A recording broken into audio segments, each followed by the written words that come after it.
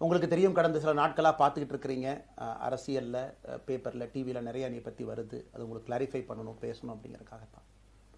பாரதிய ஜனதா கட்சியில் ஆகஸ்ட் 25, 2020 டெல்லியில் இங்கே வந்து இணைஞ்சு தமிழகத்தில் தமிழக மக்களுக்காக ஒரு 6 ஆண்டு காலம் பணியாற்றுவதற்கு ஒரு பெரிய வாய்ப்பு, அது ஒரு பெரிய பாக்கியமாக நான் கருதுகின்றேன். இன்னைக்கு எந்த இடத்துல இணைஞ்சனோ அதே இடத்துல வந்து மரியாதையோடு, பண்போடு, அன்போடு என்னுடைய பாதை வேறு பாதையில் பயணம் செய்யணும். இலக்குகள் இன்னும் பெரிதாக இருக்கிறது. நிறைய மக்கள் இணைச்சு செயல்படணும். ஒரு புதிய அரசியலை, அடிப்படை கட்டமைப்பை மாற்றக்கூடிய அரசியலை உருவாக்க வேண்டும் என்கின்ற ஒரு எண்ணத்தோடு இன்னைக்கு வந்து ரொம்ப பண்போடு சொல்லிவிட்டு அதே இயக்கத்திலிருந்து வெளியே வருகின்றேன். இது தமிழர் பண்புன்னு கூட வச்சுக்கலாம். வெளியே சென்றாலும் கூட மரியாதையோடு சொல்லிவிட்டு செல்வது நம்முடைய பண்பு என்பதுதான் எனக்கும் இலக்கணமாக இது இருந்திருக்கிறது. இன்றிலிருந்து நம்முடைய ஒரு புதிய பாதை, ஒரு புதிய இயக்கம், ஒரு புதிய பொலிட்டிக்கல் மூவ்மெண்ட், அடிப்படையிலிருந்து ஒரு புதிய பரிமாணத்தோடு, பார்வையோடு பார்க்கக்கூடிய ஒரு விதத்தில் தான் நம்முடைய மூவ்மெண்ட்டை நம்ம ஆரம்பிக்கணும். நீங்கள் எல்லோரும் சேர்ந்து இணைஞ்சு அதை ஆரம்பிக்கணும் அப்படிங்கிறது என்னுடைய பெரிய ஆசைங்க. அதற்கு முன்பு சில விஷயத்தையும் சொல்லணும். என்னுடைய அரசியல் பாதை என்பது ரொம்ப வளைஞ்சு நெளிஞ்சு இங்கே வந்து உங்கள் முன்னாடி நின்றுட்டு இருக்கேன். இது ஈஸி பாத் கிடையாது.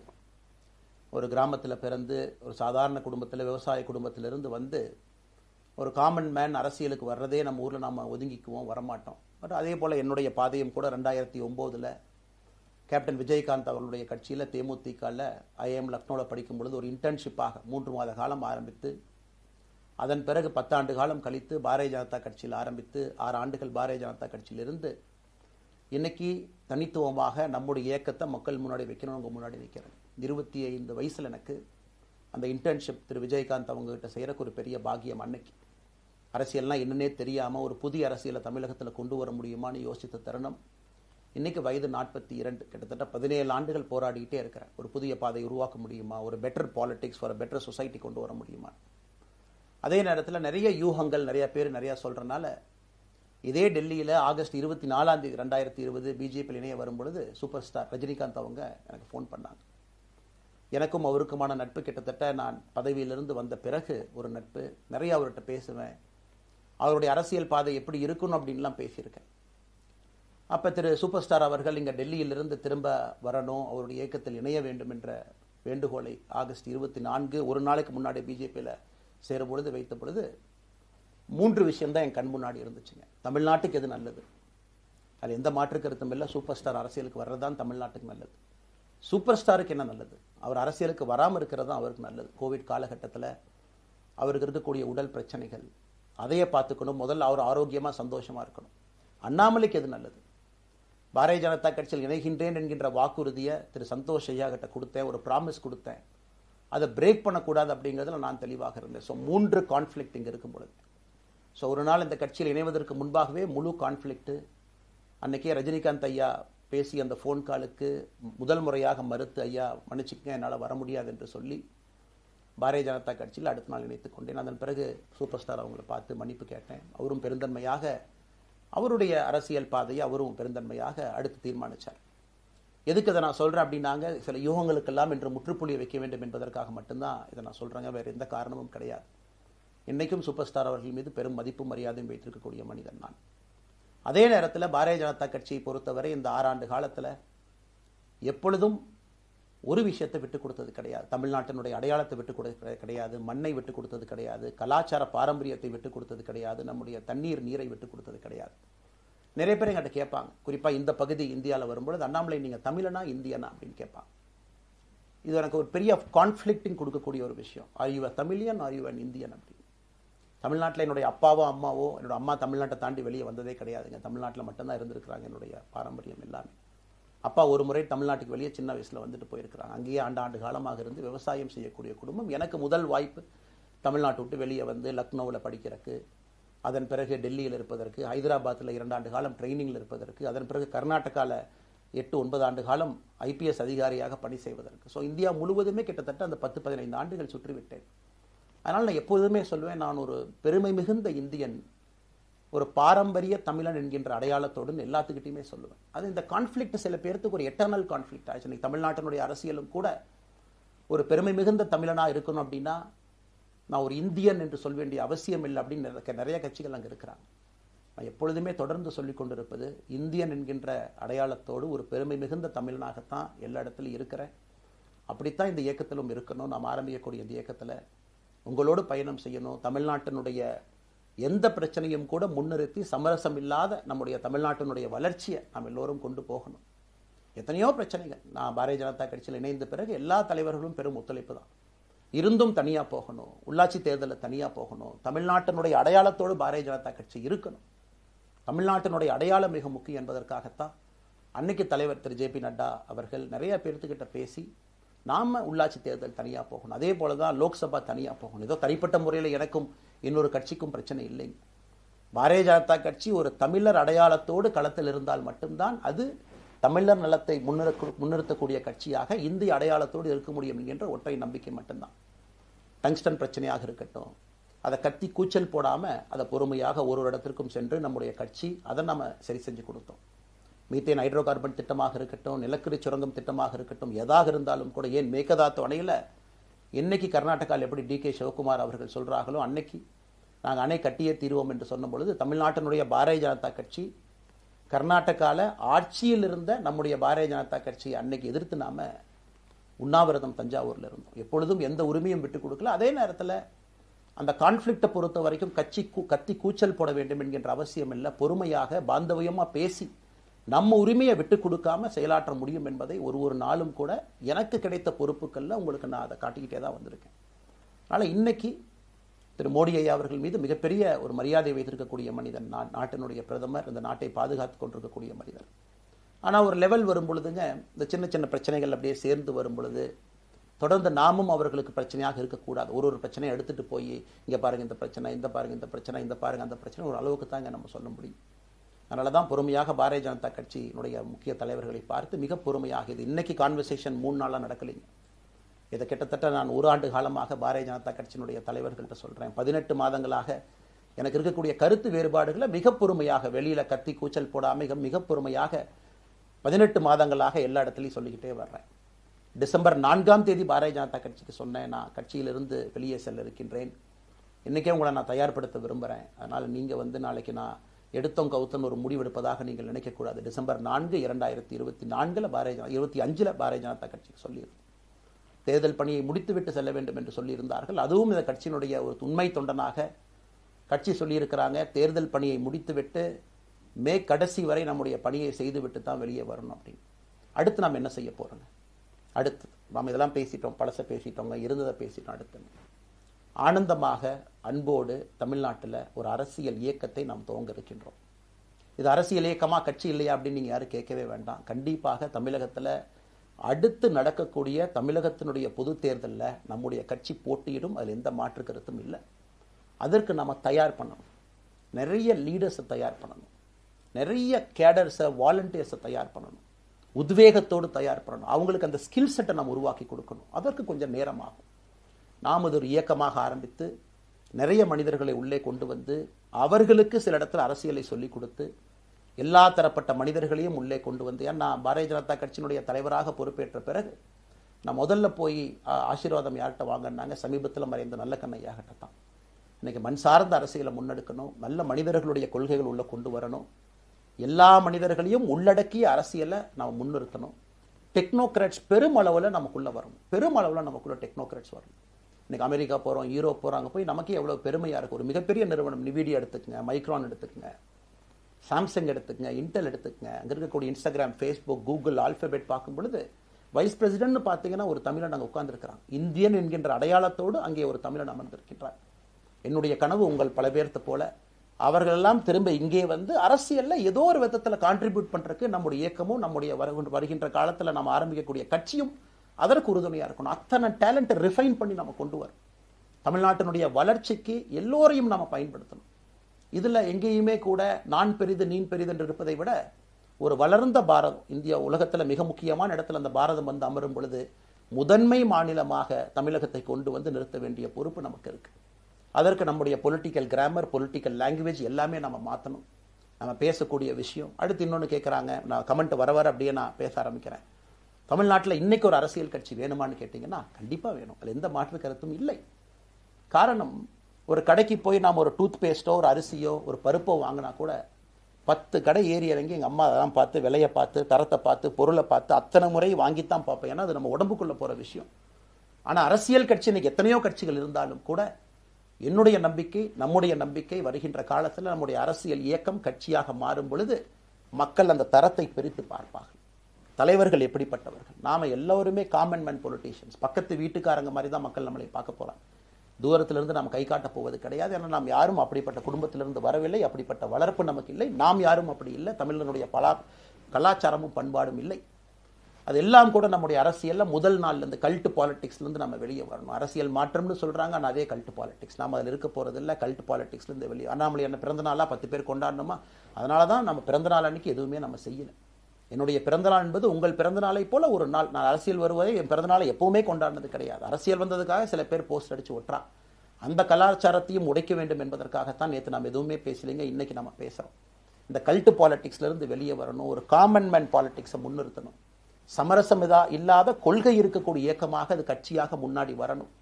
அவ்வளவு குவாலிட்டியான லீடர்ஸை நம்ம பில்ட் பண்ணணும். ஒரு முதலமைச்சர் தமிழகத்தை மாற்ற முடியுமான்னு கேட்டீங்கன்னா கண்டிப்பா முடியாது. முதலமைச்சர் இருக்கக்கூடிய 35 கேபினெட் அமைச்சர்கள் மாற்ற முடியுமான்னு கேட்டால் கண்டிப்பா முடியாது. 234 சட்டமன்ற உறுப்பினர்கள் மாற்ற முடியுமான்னு கேட்டால் முடியாது. 39 பாராளுமன்ற உறுப்பினர்கள் மாற்ற முடியுமான்னு கேட்டீங்கன்னா முடியாதுங்க. அவர்களோடு உள்ளாட்சி பிரதிநிதிகளாக இருக்கக்கூடிய கிட்டத்தட்ட 30,000க்கும் மேற்பட்ட பிரதிநிதிகள், பஞ்சாயத்து தலைவரிலிருந்து ஆரம்பித்து கவுன்சிலர்லேருந்து ஒரு கார்பரேஷன் கவுன்சிலர்லேருந்து மேயர்லேருந்து, நம்முடைய நோக்கம் எல்லா இடத்துலையும் கிளீன் பாலிடிக்ஸ் கொண்டு வரும், எல்லா இடத்துலையும் கிளீன் கவர்னன்ஸ் கொண்டு வரும், எல்லா இடத்துலையும் ஹானஸ்ட், எஃபிஷியன்ட், கேப்பபிள், வேலையை செய்து முடிக்கக்கூடிய திறன் படைத்த தலைவர்கள் அங்கே கொண்டு வந்து வைக்கணும். அதே நேரத்தில் பாலிடிக்ஸ் என்பது ஒரு ஃபேமிலிக்கு மட்டுமல்ல, தொடர்ந்து நாம மட்டும் இருப்போம் அப்படி இல்லைங்க. நம்ம இயக்கம் கட்சியாக மாறும் பொழுது உங்கள்கிட்டலாம் பேசி நம்ம டேர்ம் லிமிட் கொண்டு வரோம். நாம் ஒரு வித்தியாசமான கட்சினா எல்லோருக்கும் வாய்ப்பு கொடுக்கணும். 140 கோடி மக்கள் வசிக்கக்கூடிய அந்த நாட்டில், தமிழகத்தில் கிட்டத்தட்ட 8 கோடி பேர்த்துக்கு நாம் இருக்கோம். 5.5 கோடிக்கு மேற்பட்ட வாக்காளர்கள் இருக்கும் பொழுது எல்லோரையும் அரசியலுக்கு வாய்ப்பு கொடுக்கணும். டேர்ம் லிமிட் கொண்டு வரணும். எத்தனை முறை எம்எல்ஏவாக இருக்கணும், எத்தனை முறை எம்பியா இருக்கணும், எல்லோருக்கும் அது பொருந்தும், எனக்கும் அது உட்பட. The permanent leaders, permanent MLAs, permanent ministers, permanent MPs, அதை நம்ம உடைக்க போறோம். அது எந்த மாற்று கருத்தும் இல்லை. அது என்னை ஆரம்பித்து முதல் மனிதனாக இந்த இயக்கத்தில் இணைத்துக் கொண்டிருக்கக்கூடிய என்னை, ஒரு சாதாரண ஒரு மனிதராக என்னை ஏற்றுக் கொண்டிருக்கக்கூடிய ஒரு காமன் மேன் என்னை ஆரம்பித்து எல்லோருக்கும் இது பொருந்தும். இதை நாம இந்த இயக்கம் கட்சியாக மாறுகின்ற முதல் நாள்ல நம்ம சொல்ல போறோம். No chair is permanent for anybody. அதில் நம்ம ரொம்ப தெளிவாக இருக்கின்றோம். புதியவர்கள் வரணும், வந்துகிட்டே இருக்கணும். It should flow like a water. New ideas வரணும், அந்த ஸ்ட்ரீம் போய்கிட்டே இருக்கணும். நம்மை தாண்டி இந்த இயக்கம் நிற்கணும். This movement should stand beyond us, not in name but in purpose and pursuit of excellence. இதெல்லாம் ஏதோ அண்ணாமலை அப்படிங்கிற பேர் கிடையாதுங்க. அதனால தான் ரொம்ப யோசிச்சு நாம கொண்டு வந்திருக்கோம். www.vetheleader.org அப்படிங்கிற அமைப்பு ஏற்கனவே 2020 நாங்கள் எல்லாம் சேர்ந்து ஆரம்பித்த அமைப்பு. நான் பேசி முடிச்சோன்னா அந்த லிங்க் உங்களுக்கு லைவாக வந்துடும். vetheleader.org-ல நீங்கள் உங்களை வாலண்டியராக இன்னைக்கு பொலிட்டிக்கல் ஒரு மூமெண்ட்டில் உங்களை நீங்கள் நினைச்சுக்கணும். நாம எல்லோரும் ஒன்று சேர்ந்து பேசுவோம். அதனால தான் இன்னைக்கு கோயம்புத்தூரில் இன்னொரு அறிவிப்பும் கூட கொடுக்கணும். எல்லாத்தையும் டைரக்டாக எப்படி நம்ம பாலிடிக்ஸ்குள்ளே கொண்டு வர போகிறோம். APJ Abdul Kalam centre for ethics and politics, APJ Abdul Kalam ஐயாவுடைய பேரில் கோயம்புத்தூரில் வீத லீடர்ஸ்க்கு கீழே நாம பாலிடிக்ஸ்ல எத்திக்ஸ்க்காக ஒரு சென்டர் ஆரம்பித்து வருகின்றவங்க எல்லாமே இதுக்குள்ள ட்ரெயின் ஆகி தான் வெளியே வருவாங்க. உள்ளாட்சி தேர்தலில் நிற்கிறாங்க, they will get trained, come and stand in local body election. MLA election நிற்கிறாங்க, they will get trained, they will come and stand in election. அவங்க எங்க நின்னாலும் கூட ஒரு ப்ராசஸ்ல நாம் அவங்கள ட்ரெயின் பண்ணி, அவங்கள ஷேப் பண்ணி, ஒரு கம்யூனிட்டியினுடைய நீட்ஸ் அண்டர்ஸ்டாண்ட் பண்ணி அரசியல் செய்யக்கூடிய மனிதர்களாக நாம் அவங்கள கொண்டு வர போறோம். நாம் யாருக்கும் போட்டி கிடையாது. ஆளுங்கட்சி இருக்கு, நிறைய எதிர்கட்சி இருக்கு, எல்லோரும் இருக்கட்டும், சந்தோஷமா இருக்கட்டும், அவங்கவுங்க கொள்கையை சொல்லட்டும். நம்முடைய கொள்கையும் வருகின்ற காலத்தில் நம்ம எல்லோரும் இணைஞ்சு நம்ம கொள்கையை சொல்ல போறோம். இன்னைக்கு நான் ஏபிஜே அப்துல் கலாம் ஐயா அப்படிங்கிற பேரை உங்க முன்னாடி சொன்னதுக்கான காரணம் என்னன்னா, அவரை நான் மாணவனா பார்த்திருக்கிறேன், ஐபிஎஸ் அதிகாரியா பார்த்திருக்கிறேன், கேள்விகள் கேட்டிருக்கேன், லைவா அவர் பேசினதை கேட்டிருக்கேன். அவர் சொன்ன அத்தனை கான்செப்ட் இன்னைக்கு நமக்கு எப்போ பொருந்தோம், இன்னைக்கு பொருந்தும். எப்பவோ சொன்னார் விஷன் 2020, எப்போ சொன்னாருங்க? 2020. நம்ம 2020ங்கிறது 2000த்துல சொன்னார். நாம அந்த கோல் போஸ்ட் அப்படியே மாத்திட்டோம். அது மட்டும் இல்லை, அன்னைக்கு சொன்னாரு கிராமப்புறத்திலிருந்து நகரத்துக்கு யாரும் போகக்கூடாதுன்னா புறா providing urban amenities and rural areas, கிராமப்புறத்தில் அவ்வளவு ஃபெசிலிட்டியை கொண்டு வரணும். அது எல்லாம் கூட இன்னைக்கு யாருக்கு பொருந்ததோ இல்லையோ நம்முடைய சமுதாயத்துக்கு பொருந்தும். அவ்வளோ விஷயங்கள் சொல்லியிருக்கக்கூடிய ஏபிஜே அப்துல் கலாம் ஐயா நமக்கு மிக முக்கியமானவர். அவருடைய கருத்தியல் நமக்கு மிக மிக முக்கியமானது. ஒரு தேசிய மனிதராக, பெருமை மிகுந்த தமிழனாக வாழ்ந்து மறைந்திருக்கக்கூடிய ஒரு அற்புதமான மனிதர். நிறைய நம்முடைய தலைவர்கள் இருக்காங்க. அத்தனை கொள்கைகளும் வேண்டும். ஒரு ஐடியாலஜி பார்த்தீங்கன்னா ரைசஸ் அண்ட் ஃபால்ஸ். எந்த ஐடியாலஜியும் பெர்மனன்ட் நான் பிடிச்சிருப்பேன். கம்யூனிசம் 100 ஆண்டுகளுக்கு முன்பு எப்படி இருந்த ideology, for right movements, for left movement, centrist movement, liberal movement, ஒரு அரசியல் சரித்திரத்தை பார்க்கும் பொழுது அந்த ஐடியாலஜி தன்னைத்தானே மாற்றிக்கொள்ளவில்லை என்றால், அடுத்த தலைமுறைக்கு தேவையான வசதியை செய்து கொடுக்கவில்லை என்றால், அது எந்த ஐடியாலஜியாக இருந்தாலும் அது அழியும் என்பதுதான் காலத்தினுடைய கட்டாயம். நம்ம பார்த்துக்கிட்டு இருக்கோம். நாம் அதை தாண்டி நிற்கணும்.